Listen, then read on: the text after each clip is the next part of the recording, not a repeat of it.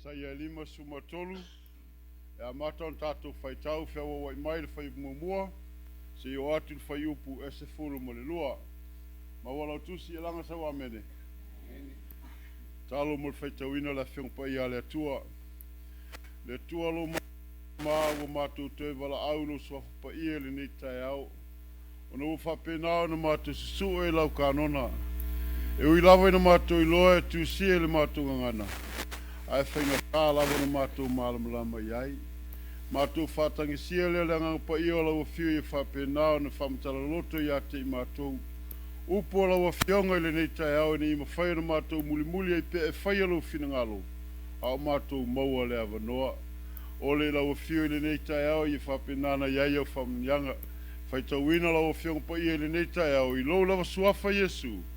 Amene.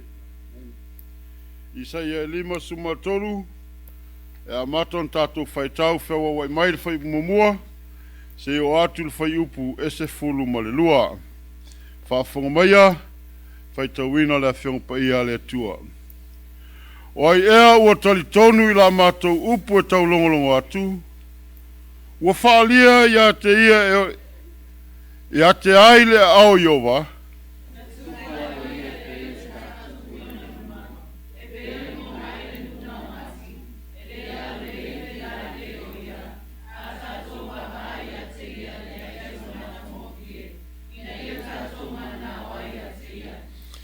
Ua inosia ma Tuisafua o ia e tangata, o le tangata whaanoanoa.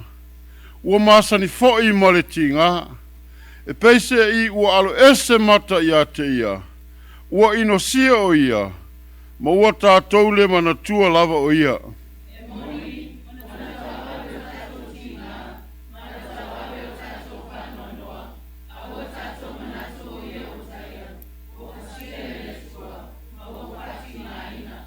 A ua manua o ia ona o a tātou soli tulafono. Ua mamomo o ia ona o a tātou a mioleanga. O lea o inga file muai tātou sa iona lunga lea. O ona whaalava foi. Ua malolo ai tātou.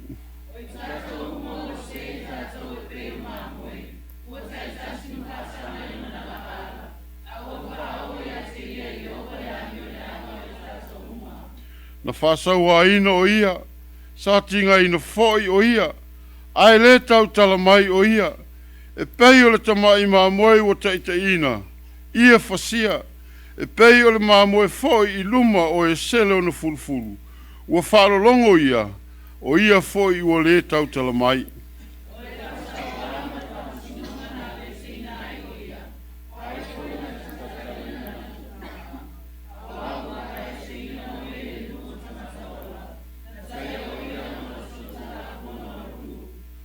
Na tōwhia o ia whailo na tunga mau whaatasi mai e pangota. Ai pei tai saile mau oa ina ua maliu. A wana le whaia e ia se whaasauanga. Ua le ai fo I se pepelo I lona whafonga.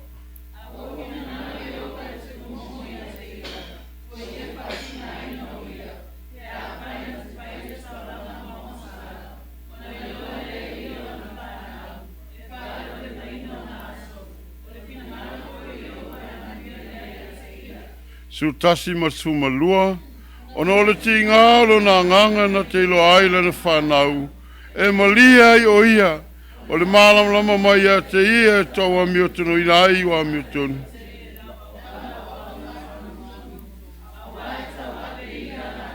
Mio leanga, o le mea lea o te wawesi.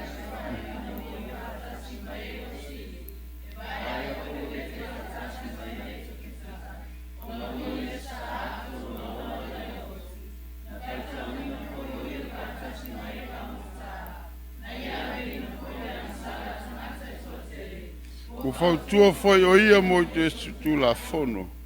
Tauna ia alofa le atua, whamunia mai Faatauina o lana fiong pa ia. Ile nei tai au.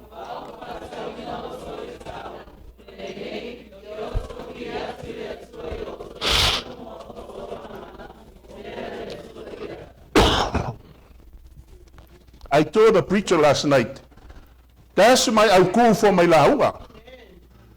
That's my cool for my launga lenga ilaunga yang po. Yes, some of you missed last night. You missed the big event last night. You missed the preacher last night.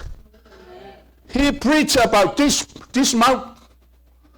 He preached how love God. He bought you from his blood. Al taeora nei e monia na saunia e fai au le maulea e falau e tele le au anapo. Al taeora nei le vai e au. Amen. Le vai e au. Amazing. I told Sylvia, fai mai le tusi o Roma long tau pe valu. Roma long tau pe valu fai pe luas fumare. And we know that all things work together for the good to them that love God, to them who are called according to his purpose. Famen fa Samoa, e ngā lulu e fatasi mea uma ile leia I latou o e alo lofa ile tua, o e ua wala wina I lona finangalo. E le tala noa ma ua ma le preaching last night ile maulea. E le tala noa fo ia uma le au fai pese, ile pese fatatau sa pati nei. But everything is worked together for the sake of God's people, for the good of people of God. Tai aula nei o le a tatou walu tatou fe au le tai aula nei, a walu le fe au, a musu le nganga o le atua, au e te ena. Au e te ena le nganga o le atua. No Faatauina le fe au, ia e Iloa, wa oma o na Faatau oe I le tau. Wa oma na Faatau oe I le tau. O le fesili le tai aula nei, whaamata wa e Iloa le tau na Faatau ai oe. Lua, ai se ana mafuai o na Faatauina oe. O le awini ili le tai aula nei, le mafuanga. Amen. If you go shopping in a supermarket store, you only go shopping whatever you need. Is that right? You don't go grab everything from the store. You don't need it. You need whatever you need. Whapena ia la matanga o le wheau tai aula nei. Na whaatau tātou e le tua. Na pāwara me na whaatau e oi. Because God needs you. Mafuanga nao la tātou woloa. I le wheau le tai aula. O le mafuanga na whaatau e oi le tua. La tātou oi se mau whaitau le mau I ia.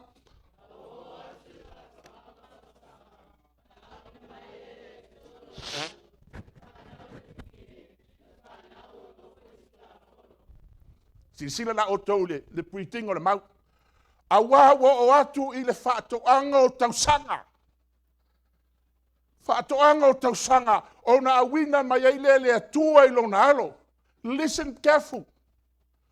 God is already picked the time. He already booked the time for each event. Remember the event about Noah. Noah preached 120 years. When God's time is come, he stopped 120 years. And what happened? The flood is coming.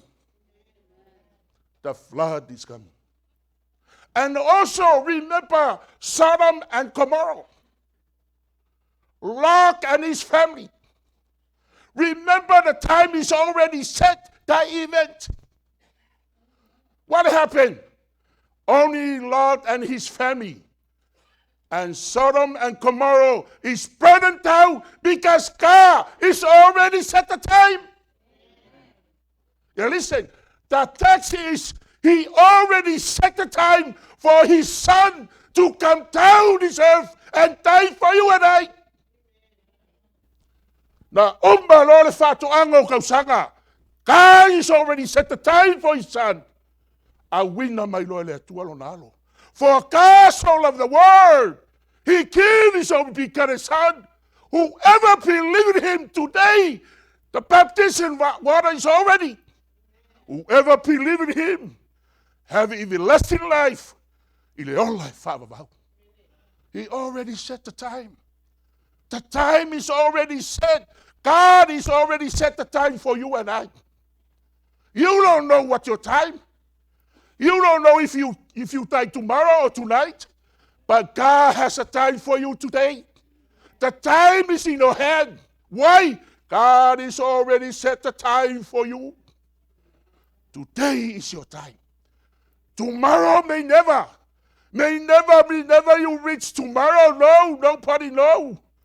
But today, God already set that time. Sabi, ona atoa le Faatauina, tau sanga wa to faina le tua, a wina mai lo le tua lona.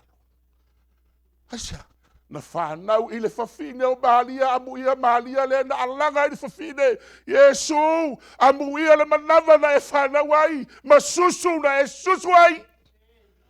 Ma Yesu e moni, amuia Malia, a e sili ai, le tangata e whaalongo le afionga le tua mawhaia.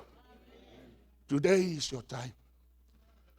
A whanau le whawhine, a o le whawhine na nofo le tulafono, Malia na puipuia le tulafono, a o Yesu le alo le tua. E pule le tulafono. Whafonga la tatu whasolo pea. A maua whaitau ia, ina ia whaatau mai e ia.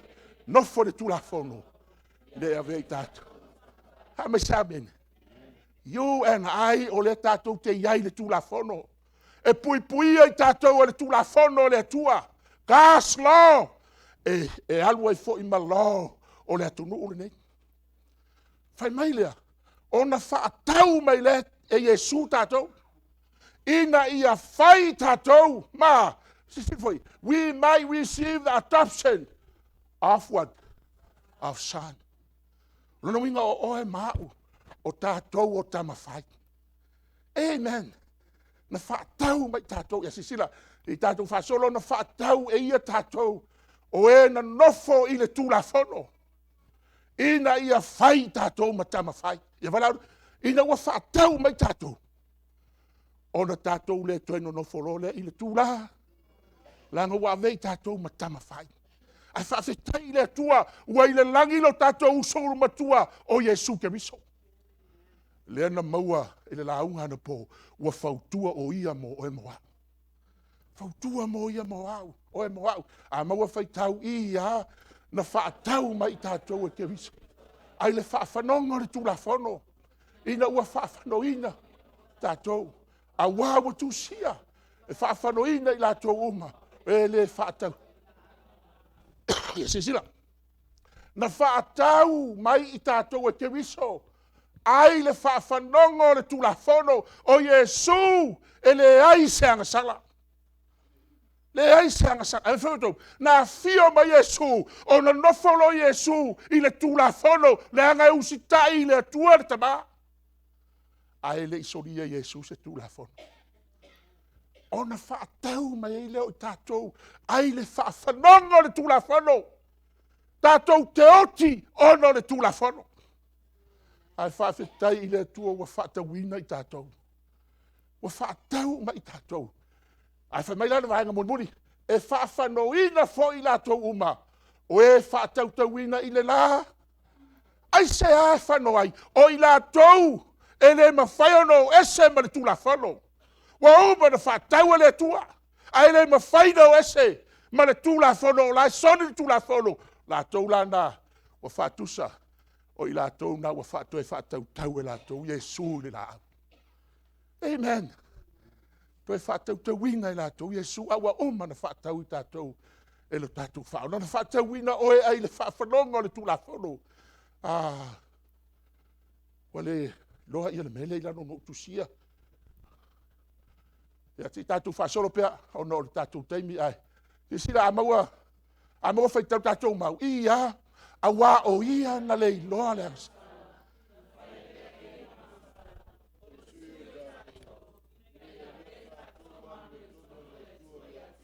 Wa sui tu langa ne Yesu mo oe.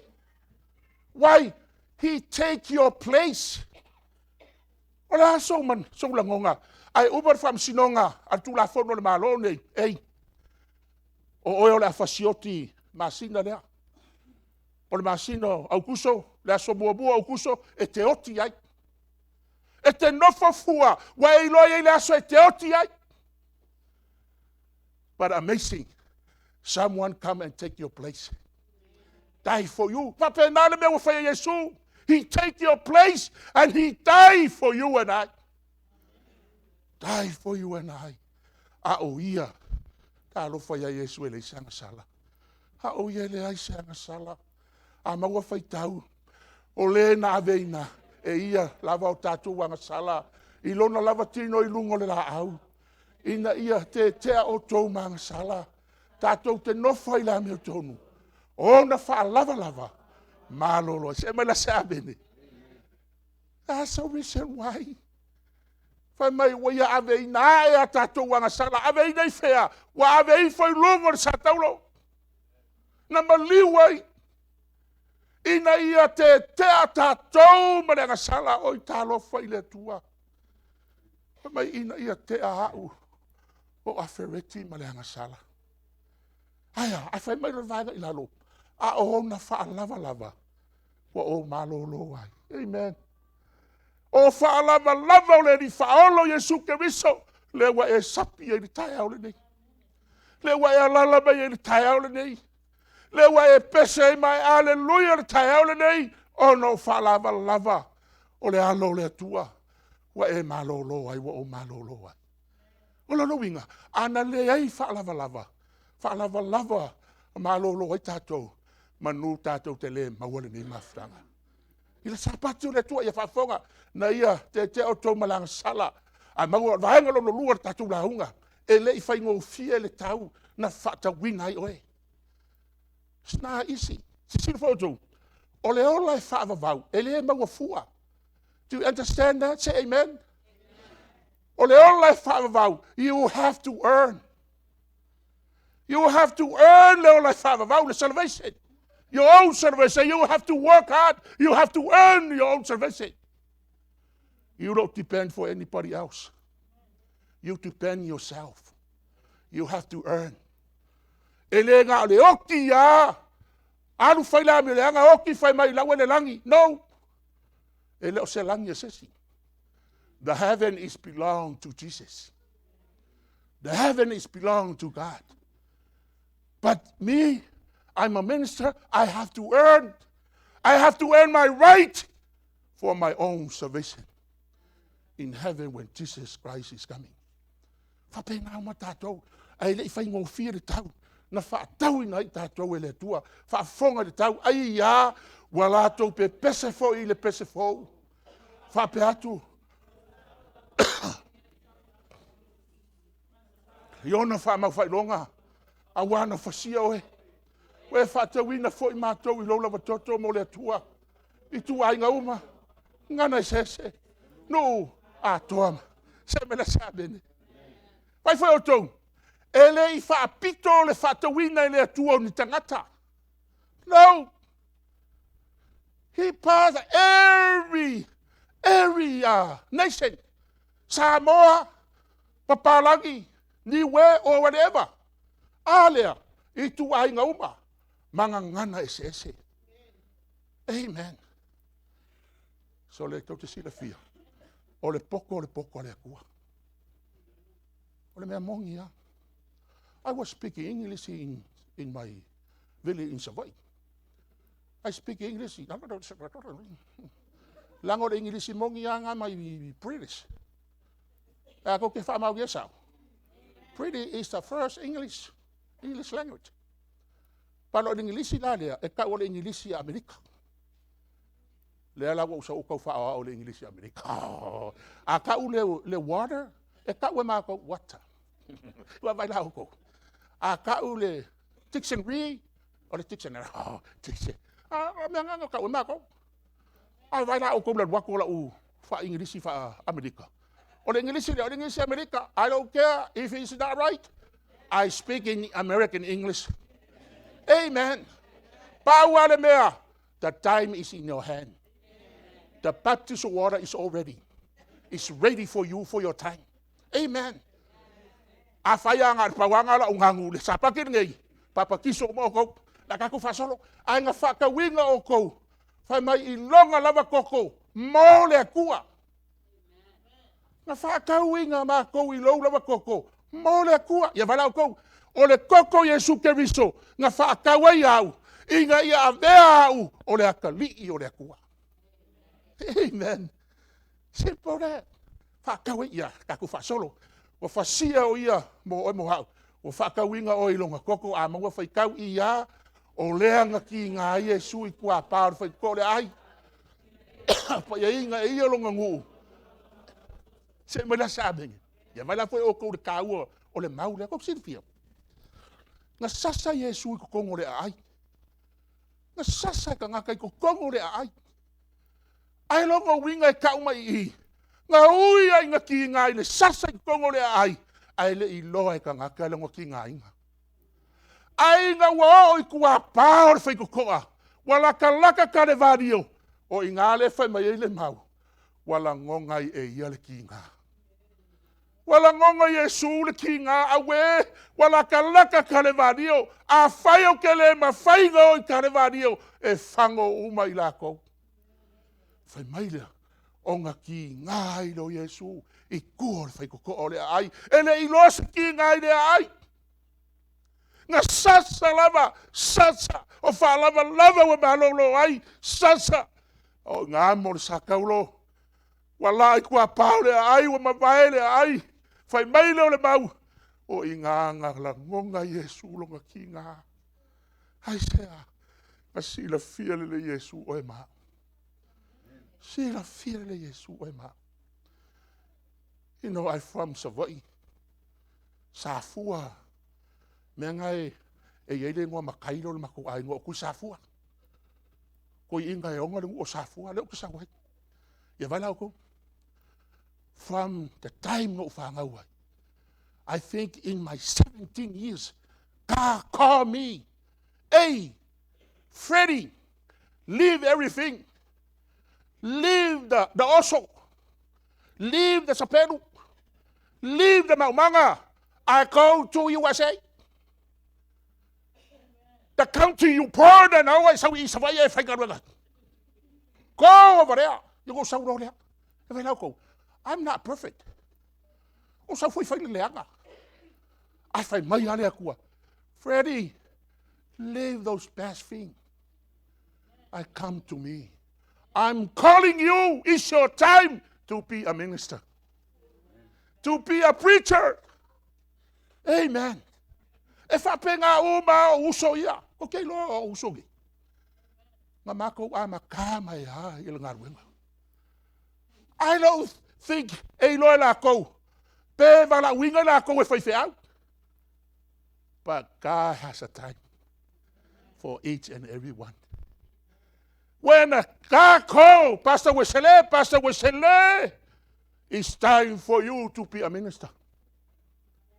Pastor Malona, Euia oil Magua. Time for you to preach to Magua. I see some of Magua here. I le papa kiso la songa ke le lofo le Magua. Kama kakongo. Amen. If I pay for lava city ma Pastor Luapitofanua. O que se le fia o me le o ke a lofo for so o Luapitofanua. I always love his mom. I always love his mom. O le ki ngā rwhai fi au lea. E se le ngā lo ma koe ke le rope ika. Ai fia ia so uma. Amen. E le I moe miki. O ke longa moe miki. Longa ki ngā ma longa kama. Be a preacher. Wa ila o kou i le saua fe au ngapo. E whape ngā fo le sunga ia vasiri. O vasiri wa fiu le mako ngu ue sue.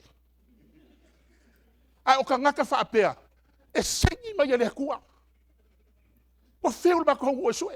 Whamele sko inga, se whamole mole pasa Afereti, o e paki mo ilea. Wako e or sunga le ia wasiri e paki or whaiwhiau. Whamai, sole, o rai ka ua oki sunga ia paki. O whaku no, whamai Paulo, ua oki ka ngaka kuai, a ua whafua winga ngaka fau ia keriso. Lea la vai fwila o kou le alo le maa losi o whaiwhiau. O me fuke halofo iai. O ke alua a lewa a iar kako ke onga. Whia anga le ai o uso ia e le mawhaionga ukua ku whapengi a uko. Me foi ngā o ke whai akua I sauinga. A makanga whakai kai o kou, le whaingo sauinga o whamangunga. Pika se le mwhai au whai kokasi. Le ngako vai anga pōri sunga ia maalonga. A makanga whai. Nobody perfect. The beginning a mistake. But in the long run, ka ngaka e sili nga wha moinga ngā ruenga rea kua. Ka ua le lango le menga nga o ile ku e vala winga o e ba. Some of you le ba alala mer kai. Some of you gonna be a minister. You never know but God calling you. Don't regret your time. Ka ko fa solo pea. Ile kai au le a mo fa kau ia a wa finga ngalo yo va ku momo ya ke ia. Wa ia fa ki nga ingo. Pe a fa inga ke fa ia se kauranga mo. O nga Iloa i leo langa whangau. E wha levo levo i ngai o ngaso. O le finga ngalo fo lo yo. Manguia le. Se mai la se abeg. Se vai oko. O le finga ngalo le akua. Le finga ngalo Yehova. E kui momo i lo ngalo. O i kalofa. Some of you, he have about 2 or 3 sons. I have 2 sons. How le kua e kasi alo ngalo is only 1 son. I find mai le fionga le kua ua finga ngalo le kua le kama e kui momo lo ngalo. E kui momo lo ngalo. Ai sea inga ia Iloa ia langa fa o e ma ua fanga ua le kua. E fa leva inga ai o ngaso. O le finga ngalo fo Jehova e manguia le yake. Amen. E vai foko a finga ngalo le ko le sa pakiri ya e papa kiso a la kurva o le finga ngalo le kua ya e papa kiso a papa kiso la fai mai le fionga le kua o ngai lo ailea o langa fanga. Amen. O le papa kisonga o le fai ko le kunga mausava ia e ke uru fale ai e ave ai o kanga ko le aingo le kua. You come this morning to the service, to the church, you come empty hand. When you baptize in this today, you go home with reward. What reward? You'll be a family of God. Amen. Ave o le tangato le aingo le atua, e ala le vai o le baptisonga. O le finangalo le atua, tui momo ya te ia, Fatinga ina lo nalo o le taulanga mo nga sala e mau ai le manuia ia te ia. Fina ngalo na le tua la tatu fa solo ia o le tinga o lo nanganga. Na te ilo ala na whanau. E malia i o ia. O le malama mai lea te ia. Ta wami o tonu tangata i tō tele. E la wauna wami o tonu. Wai tau ave. Se vai lotu. O le tinga o lo nanganga. Le ala i titi. O le tinga o le mafaufau. O le finangalo o Yesu. Na tinga. A fai mai. E Iloa i Yesu lana whanau. Ea. E malia i o ia. Tai au le nei a walu le lahunga. Ia e whaia se me le lei le sapatili nei. E malia a Yesu ia oe. Le hanga i le i whaingo fie le maliu o Yesu i Kalevario. Le i whaingo fie. A e whaia la le finangalo le tua. Le tai au le nei. O na malia i le o lona finangalo. Amen. Le tahua le na. E sisi le tatu fasolo pea. O le mea lea. O te vai ai se vaenga mo fatasi mai siri. E avea fo i le vete fatasi mai fita. Ona ua ia sasa atu lo na ola i oti. Na faita winga fo e fatasi mai pangota. Na veina e anga sala tangata to tele. Ua fau, tua fo o ia. Moea. So le tu lafu. Wa nofo ne Yesu le tu tamatau. O le atua le langi. Nofo ali le langi. A o ngā ruenga Yesu lai fai. O lai fau tua le tamaa. Mo tātou ia no nofo pea. Ma polonga le tu lafono. Lo tamaa ai. Whapare pale i lo watali. O lo watali le la. Na o maliu ai Kalevario. O lo wafafine le la. Na mafua ai le tamaa ona e awina ia uri. I le paneta. Ina ia o maliu mo lo wafine. O lai whapare pale. O lai fautua. Ti ngana o leanga. Ti ngana o vai. A lai fautua Yesu mo au. Le atua. Lo tamae. O pasa Afereti na o maliu ai. Ai ape a whapale lo walofa le atua. E tele ngese le toa sao le atua. Whamelo na lofa. E tu mau ai whaavavau. Tai au le nei e whapale le alofa le atua. Sa salo na ola ioti. Ina nga sala tangata to tele. Fautua o ia mo e sori tu la fono. Ia vai. La uma tatu la unga. Iloa, fai mai lo le vahenga le mau lea na au mai taheo nei. Vivi I le atua yo o tau tino mo o tau anganga. Oa, o mea le atua. Sa te tau na whapea mai e whamtalanga fionga le atua. Ua Faatauina o tau I le tau. That's it. Ai au mai I lalo I le whai upu, whai mai. E le ngata ua Faatauina o tau le tau. Ai whai mai whamtalanga. Vivi loa I le atua lana na whaatau o tau e le atua I le tau. Vivi I lea. Vivi I lo tino. Malou anganga. Amen. Vivi I lo tino. Lono inga. E te sau e te tapua I le atua le sapati le nei. You come I le taeo le nei. You come e te vivi I le atua your body and your spirit. Vivi I le atua I lo tino. Va ai lo tino. Va ai lo tino. Pastor, what about your tino? Oh yes. I have my own body. You see my body. Sometimes my stomach is going forward. I try to go it back, but he said, I'm going forward this year. But vivi le tue lo tino mo lo wanganga, ila tatu fasolo. Le tino lea, a maua whaitau ia e fina ngalo le tu. Malo loma malo si lo tino. Ia awana I whaleanga ina se metasi. A ia maua lo malos. Te au ngai le tua. Ia vai la, o le roma la Solofa mua wha mai. O tau o le taulanga ola le tua. O le taulanga ola e pa ia e mali e. I luma wai. Ia vai la, e te sau la sapati uma. E te sau o lo tino. E te le sau ai whapea. Ko le whale o kako kingo. O ele ki ngā mar whangau. Ko le whale ka kingo. Ala o mai lai vivi I lea. Amen. Mai fo isi o ka whingi aru isa. E ki ngā kau seku. Ai sawa ua koru kingo. Ai sawa. Le hanga vivi I le kua le kingo.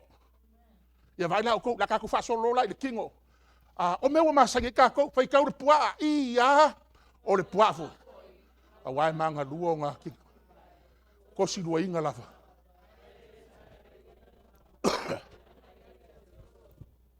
O le kingo.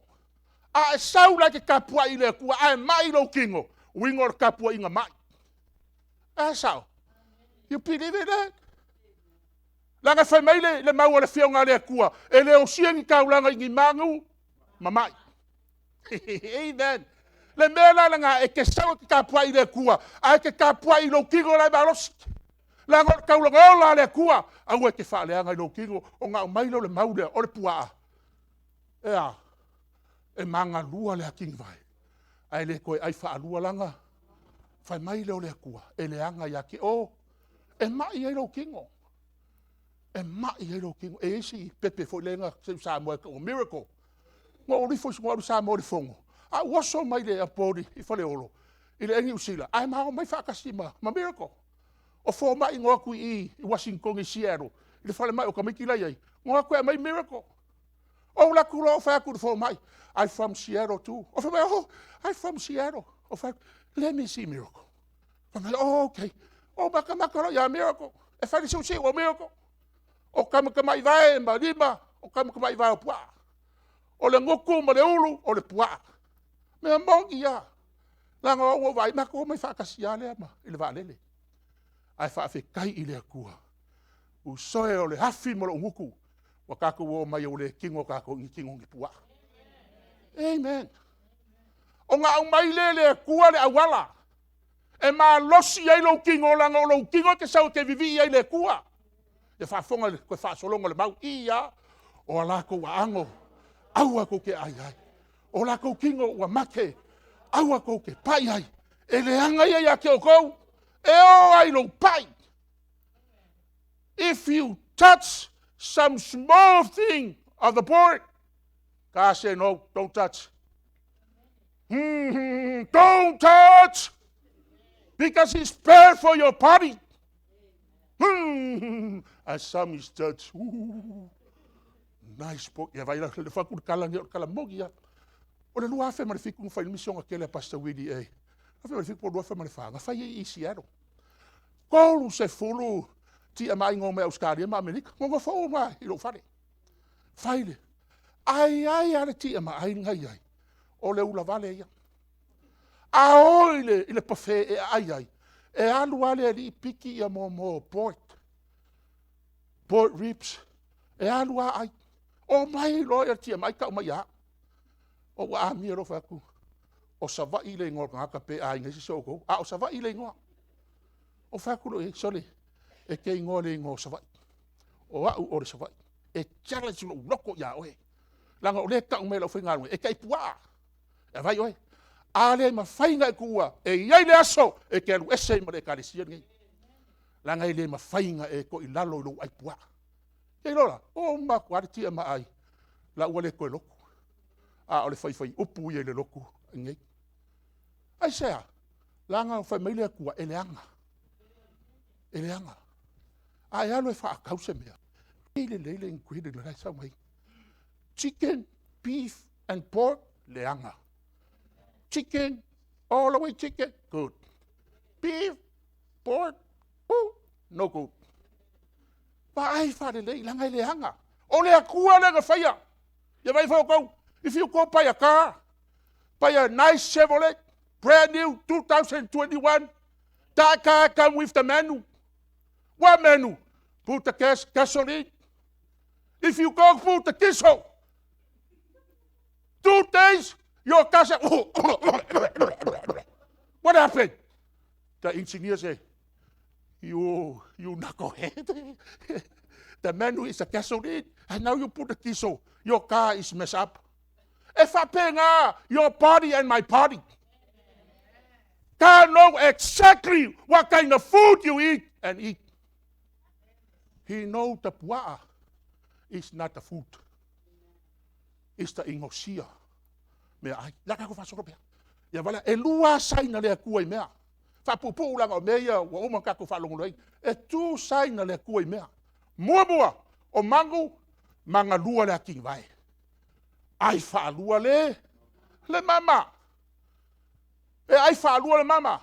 O le pua, e manga lua lea king vai. Ai le koe ai whaalua langa mama. Amen. Ai eile angufe ko kongo le pua.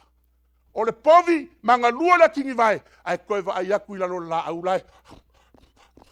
Lai la mula mu le povi. Ia vai fola ko. O ke lo sauninga. E o mai e kako e la mula mu puru. Nga whai aku lau ki a kongo. E ngā o povi. Lai la mula mu puru. A o le povi e whape ngā. E le lei la le povi. Ai le povi. Ai a wasonga aia. Lang i ke ua. Vai fo i le povi lea. Wa makanga ke nga whai lo le povi. Ai o sainga. E o fo ia. O sainga le kua i le sami ia. Fai apa. Fai unga. Amen. Ai apa. Ai unga. Good for you. So le. Sa mau mai a ngafi malaku ainga. Wa mau mai mana malaisa. Aku e. O maloa i le whamakunga. Kau mai loa. Ka kalanga ia ka apa. Ai le kalasa. Kama moe lo le sa. Ai ko loa ia. Le usu whawhenga inga ia. Pasa roa fiku whangua. Kui whai kukua. Whaku sole. O le hala ngā mea o kai mala ia sisi. Amai o lau mea kaungafa. O le ia. Whapea le ia. Vai lua. Le ulu mara siusi. Mara whaari fuwhai. O le fia kalangoha iai. O whaku pasa. Mangui o le saungi ngā iai. A sei opa. Ngā opa pai a kwai kokongo. O lai a uri si mako wainga. A uri o ofu. E koe liu mai. Wa umalelei loa. Wa umalelei. Ai sea, langa o kei loa. O mea lelei. O vai ako e apa. O vai aku foi e iunga. Ai lo le akoa. Ai vai aku e le ai iunga. Ai fai apa. Aua. Tuna it. E kase lua saina le kua e mawai. O le ula. No hunga. No apa. The hula is bad. The paa is very bad, the paa. Ai ngā ai iso vai ngai ngō e whai paa. A le paa, ia saina le kua. A ngō le pau au kākou e mangao. E always mangao. Ia vai, mega ngā whai mai Iloa, e ke sau, e ke vivi i le kua i lo kingo. Uai le kingo, whaafonga le mau, a maua whai kau, kou ke leilo ea. O kou kingo le malu leu le ngā pai. Wai ko kongu ya ke o kou.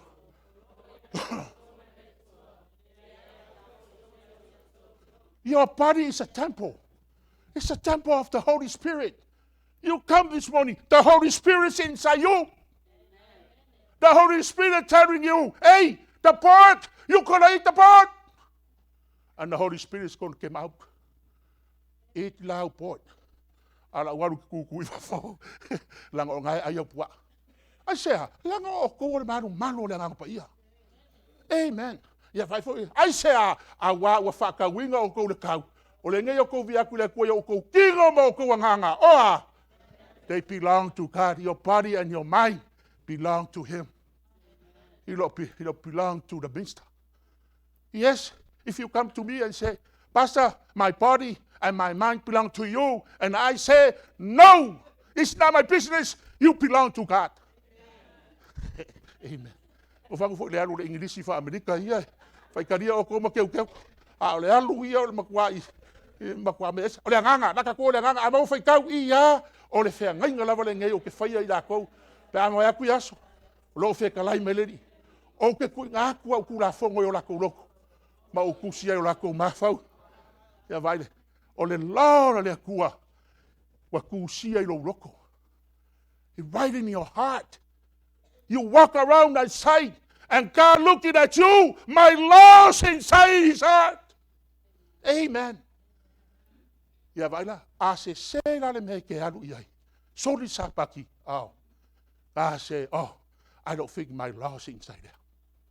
Awa ku sia le kua le kula fongo. Ilo mafau ma lo loko. Amen. I say, langa e pilong ta ko le kua. Fa fonga fai kau ia o ala ko wanga sala foi. Ma la ko sul kla fongo. Ya vai na ko ngi. Inga wa ku sia le kua le kula fongo ilo loko ma lo mafau. Fai mai lo le kua i le maulea. O awanga sala mau soli kula fongo. I'm not going to remember. Amen. Okay, le koe manga kua lava. Remember no more. O awanga sala fai mai kuso e lua pe kelu ka pe kolu e kusa le aso e kasi ma le afe o kausanga. Kai minga ke fili ai le kua. Ku nga kula wola i le kua. E le koe manga kua e le kua awanga sala. Ah, le fai mai le mau. Inga ua kusia le kua ilo mafau ma lo loko ang kula fongo. O awanga sala ma usor kula fongo. E le koe manga kua e le kua. Ma sau de kai aonge wa e mama. Sau de kai aonge wa e mama. O ke sira fia peanga o fai aku kelo o kai mo kaku sau ngina. O sika male ia makaia. E le aia o whaalongo i songa leo. Mea mongia. Mea mongia. Hava yoko. E kau kala mea e whai a makaia. O isi ele la longa leo. Ai la longa la ko me fai ko ngol ngar wenga le kua. A o isi o makua mui buia. Ai le ai ma se me fai. Ila ngar wenga le kua. Ui moi ke wa mai le kusia le fai au ya o fa le nganga o a umar ngar wenga. Ai o mai malanga fa ma venga. O isi fa penga. Ai au le ngai vivi i le kua yo ko kingo. Ma o ko nganga o mea le kua belong to God. Mea le kua ia. Le nganga ia ngo wa vaku foi aki la ko sapa ke foi fai longa aki la ko. Ia la ko o Yehova o le fa po inga ila. O lo ma fau e ke manga kua le sapa ki o le kua. O ngo aso vai aso ke ngalue ai. Ala o le sapa ki o le kua. Wa kau me le nganga o le kua lo ma fau. Hey, remember my Sabbath. Remember my Sabbath. 6 days of the week. And 1 day for me and you. Le hangor fai longa. Fai longa le yo ko fa paingo sa pa ke fai longa ya kia mo ko. Yo ko no ai. O yo va lo ko. I am the Lord your God. O le sapaki between you and God. O le fai longa le ko le va o e ma le ko. O le fai longa. Ile va o e ma lo wa ko. O le ngei wa kuinga mai pele ma lo longa fa sapaki. Mo ai. Mo ka ngaka o le kua e le kuinga mai mo ka kaso fiku. Whoever ka ngaka o le kua i sose mea, sose langu ma sose nganga. You are God's people. You are belong to God. Le sapaki o le kua. Ko mai le malolonga whaasapaki, e saura upu e pelo o le Sabbatismos. E lua ngā winga, Sabbath rest, ma le Sabbath of service. Wa ko inga mai pēr le tau singa o le sapaki, po le malolonga whaasapaki, mo ka ngaka o le kua. Aisea, langa ngā fili o le kua le kai hau. Today is a baptism water. O le kai hau le mei. O le kai hau le wala au le kua. Ai au le ngei ke fili ai le kai hau le mei. Au e whaalongo i le siufafonga o le kua. You belong to God. God already set a time for each and every one. You have your own time. You have your own time. Maybe today is your time. Only God knows. Today is the time in your head. Ka kou le au kalavou. Like I said, tomorrow, I don't know, question mark tomorrow. May never come tomorrow. Maybe tonight you pass away. But today, God calling you to get up. Get up. Get up and be baptized. Avea oe o le akali o le whawhingi o le akua le kai au ngai. E ngisi o kou ngā papakiso le whakua i kaimi o mawai. Al sa paki ngai whaakingo i le vai o le papakisonga. Holo wala au le akua le kai au ngai. I don't know how many people to be baptized this morning. Only God knows. But I have a duty. Have announced in front of the church, my church people, the time for you to get up. Time for you to receive the Holy Spirit, to be baptized. Le kaimi ngai mo oe. O ai se whaakuai. Lo wala au le kua mo oe. Oe ngā papa kiso le whakua kua. Ei ai ia le a whinga le kai au ngai. Papa kiso le whakua kua. O le kai au ngai whaakingo i ala le vai o le papa kisonga. A mangiso o kou o ngai o le nganga o le kua le kai au ngai. Don't regret your time. Don't ever regret your time. God already set a time for you. God has already set a time. Get up. Please stand up. Stand up and come forward. Ai ao tātou papatisonga. Tai ao te whaapei whai. I awa o ele tamai. Pi ia o ele atua le nei tai ao. Aftai tina ia. I le tai ao le nei. Na paptisoina le whatuatua. Tai ao le nei. Paptisoina i le vai. I nisi e fia whaafou le mawhutanga ma Yesu. Tai ao le nei. Whapei fwoi e whaafouina lau mawhutanga ma oelo li whaolo Yesu. Don't regret your time. Wai ai le taimi wa wala uina i le atua oe. Tu lai le tai ao le nei. Te whatuai ea. Tu lai ma paptisoina whaaftai nei te lavou. Hai me le tai ao wala au le atua. I le mea lai te nofo ai. God knows exactly where you sit. Don't regret that tai au le nei. O lo wala au le atua. Lo wala au le atua mo oe. Wala au le atua le tai au le nei. Tō whia nisi e talia le wala au e ala le vai o le papatisonga. Whaaftai nei te lavou tu lai mai. E latu le whea ala ngai o le nganga o le atua. Ngai o le nganga o le atua i lo fina ngalo ma lo loto. Ulai le tai au le nei. Te whapei fo le atua. Wa lava yaso.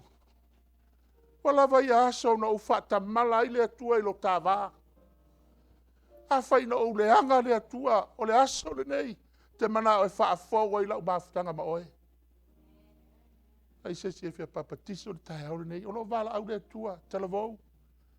Ai au le nei, tu lai mai. Au e te whaatali. E le whaatali le atua mo tātou. O lo ngai oi le nganga o le atua. E le teime ma vai ai. I'd already set the time i a teime o noa. Na tā lo le teime o noa. Tā punia le atua le whaitoto o le wā o noa. Ai awina mai le lolo. Ai awina mai le lolo. Ia sisiri voi. God is already set the time for this earth. Wa mana tusia le atua le taime wha o mari paneta le nei. Langa whai mai le tusi o petelu. Lua petelu ta petelu. O le lalo langi nei. Wa tupo ina le atua sunu le afi. O mea umala le tatu te vai atua ai. O efu. I le taime le asu sunu ai le atua. Ai le mawhai.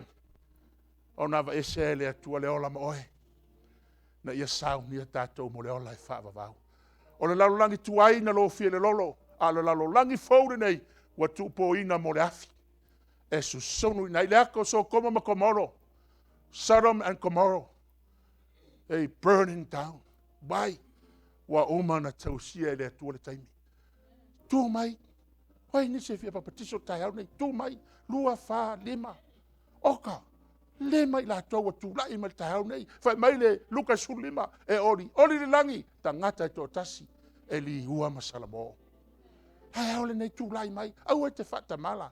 Don't look at your parents. Don't look at your mom and your dad. Look at yourself. You have 2 hands. You have 2 feet. Mouth and a nose and ears and eyes. Like your parents too, like your mom.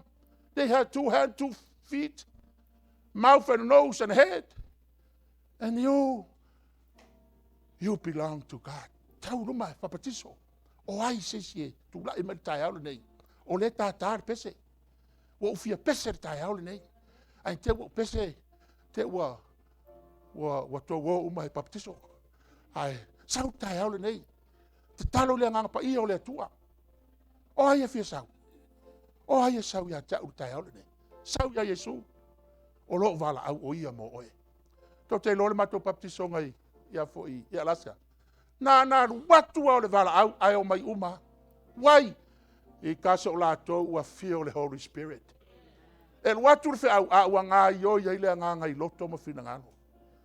Tai au le nei, la tau nei wa ngā i o ile nganga o le atua. Na fo ngā i o ile nganga o le atua ia oe.